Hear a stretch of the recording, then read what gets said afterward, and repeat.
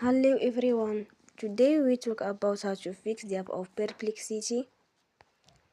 We go to settings,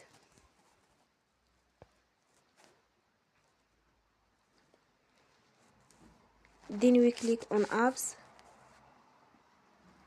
After that we search the app Perplexity and we click.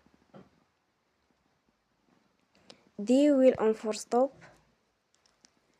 After that we go to storage. Then we click on clear cache. In the end, turn off your phone and you will recharge your phone again.